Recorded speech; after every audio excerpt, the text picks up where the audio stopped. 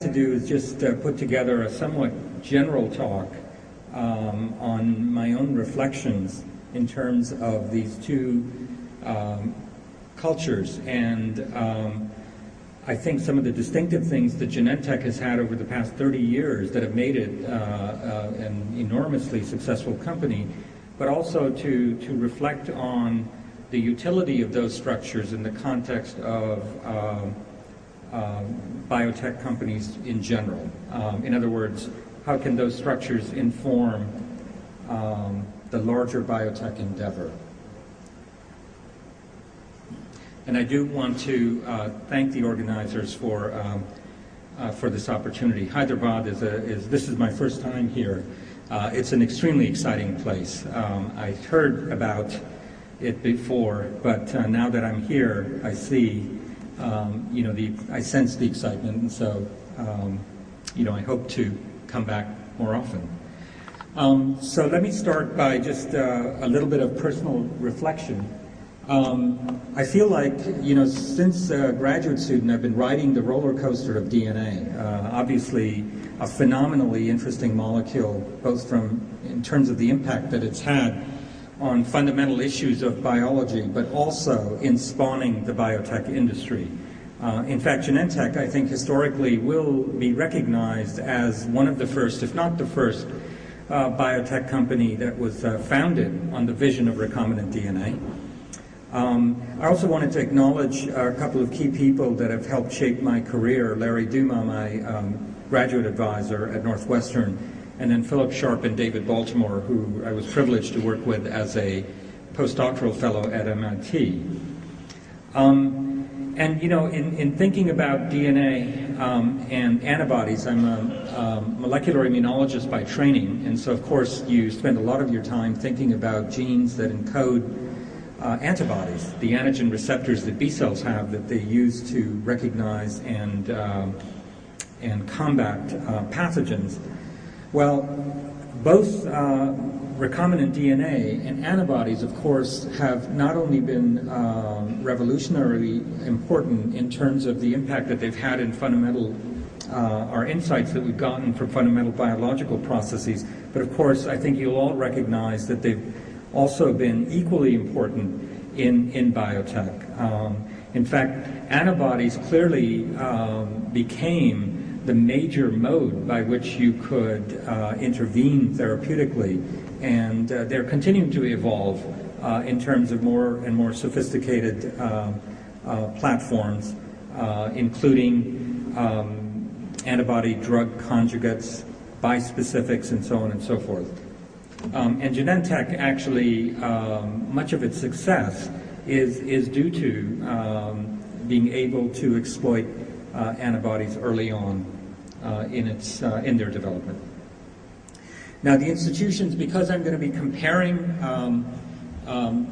academic structures with biotech structures, I just wanted to say a word about my affiliations.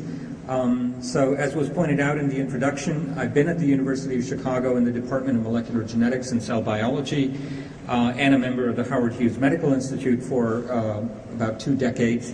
And then now have decided to join Genetech in San Francisco. And as a second-generation molecular biologist, I get excited that the address is one DNA way. I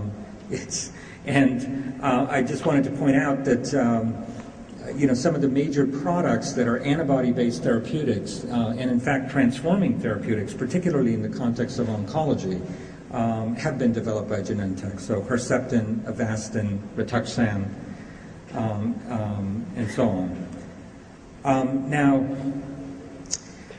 in thinking about these two cultures, I thought let me start by just offering you a bunch of cartoons that actually nicely capture my own experience in the last year.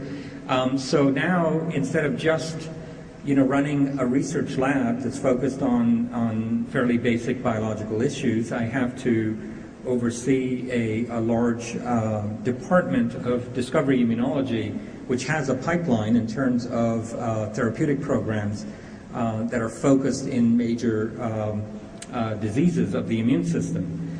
And so if you get nothing else out of my talk, I hope you will remember some of the messages that these cartoons carry. And I do want to acknowledge actually my source. They're not original. They've been obtained from the New Yorker. So I want to acknowledge the New Yorker for inspiration and content here.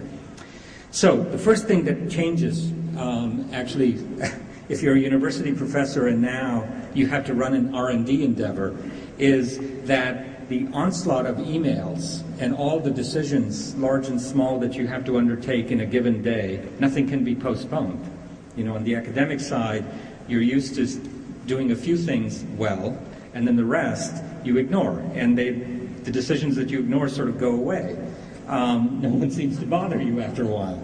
But on this side, of course, it's a deadly serious endeavor, as it should be. There are timelines, and so there is this onslaught of email and getting used to it. So, of course, I've been consulting, well, I really haven't been consulting psychoanalysts and psychiatrists, but it's true, you know, you begin to almost dream in email in this fast and furious world.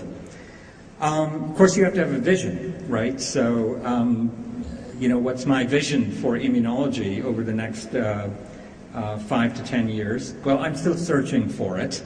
Of course, I take advantage of very savvy biotech colleagues in my midst at Genetech.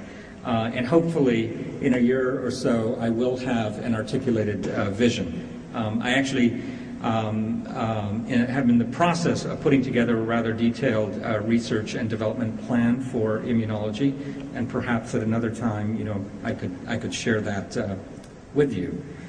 The other thing one gets used to is that each one of these pipeline programs has to be taken through critical path analysis. So you really want to string together a very logical set of experiments that you think are essential in order for this program to progress ultimately into clinical development.